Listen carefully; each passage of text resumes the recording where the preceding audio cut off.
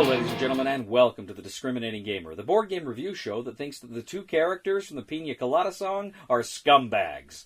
My name is Cody. Today, I want to take a look at Battle for Zendikar, the brand new expansion to the Magic the Gathering Arena of the Planeswalkers board game from Hasbro and Wizards of the Coast.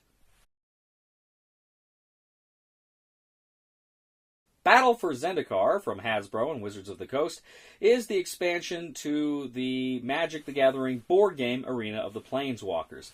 Now there is a few, kind of little rules things here. Now you can build your armies up to about 600 points instead of 500 points.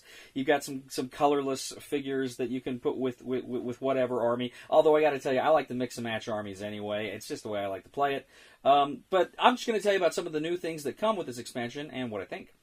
So you have several new army cards, and these new army cards, of course, include two new Planeswalkers. These are very powerful figures in the game. You've got Kiora, the Rising Tide. Now, she is a Planeswalker who can kind of utilize water spaces, and that's pretty cool. What she can do is she can kind of move through water spaces without stopping, like a lot of the other characters have to, and she also gets extra defense bonuses when she is in water.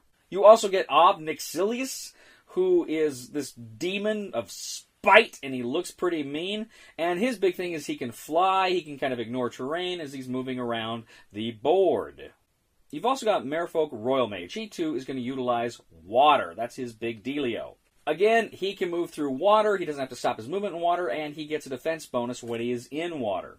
You've got the Core Aeronaut Captain. He's another flying creature. He can make air raids, and he's pretty fun and interesting, too.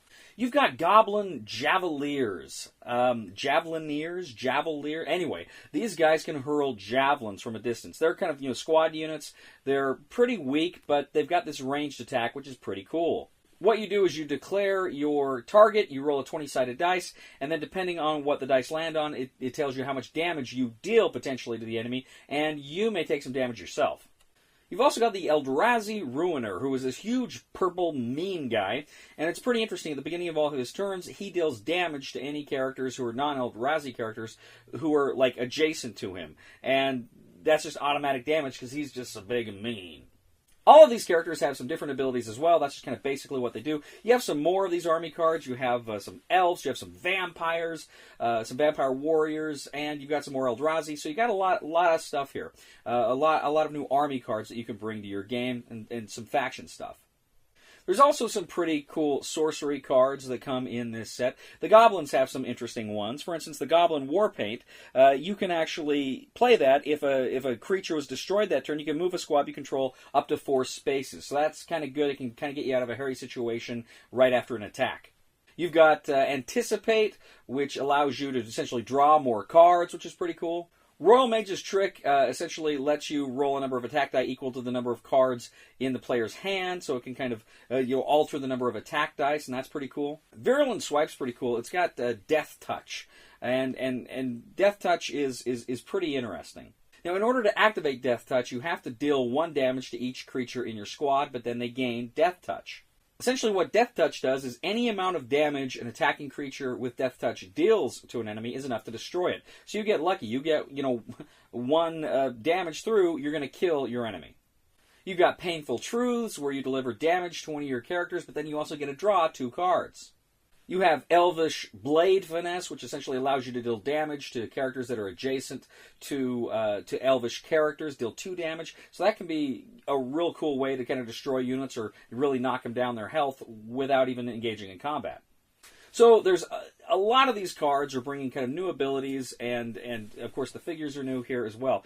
The game also comes with a scenario which pits the big bad purple Eldrazi up against the 2 different factions. So it's kind of a three-player scenario because you have the Eldrazi going up against 2 different factions working together to try to bring him down. That's pretty interesting as well.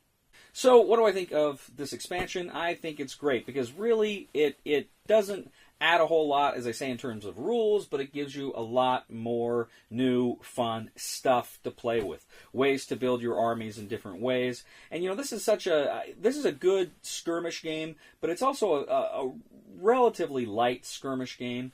And so it's kind of it's kind of fun to be able to army build a little bit and experiment. And of course, there's the whole thing where all the units are unique. You're not supposed to, kind of keep buying these same sets to build the same armies. I think you could do that. I think you could ignore that and just house rule a few things if you really wanted to, because Magic it's a fun game. It's not my favorite game. I enjoy it. It's not when I play a lot, but when I do play it, I always enjoy it. I always have fun. And I think if you do really enjoy Magic the Gathering Arena of the Planeswalkers board game, I think you'll get a kick out of this expansion. So the recommendation for the discriminating gamer for this expansion is, if you like the base game, buy it. Thank you once again for joining us today on The Discriminating Gamer. As always, we ask you to please leave a comment for us on YouTube, on Board Game Geek, on our Facebook page, or on thediscriminatinggamer.com. We ask you to please like us on Facebook, subscribe to us on YouTube, and follow us on Twitter. We are The Discriminating Gamer, and I have to tell you, I used to play Magic the Gathering, but it seemed like whenever I would play it, it would be Magic the Leavening. Because no one wanted to play with me. Please somebody help me. Again, and I don't know where I'm going, and I don't know where I've been. Please somebody help me on the solid ground. It's a long time, and I'll be dying. Once a year I wind up in the band. My high school guidance counselor didn't think I'd amount to anything.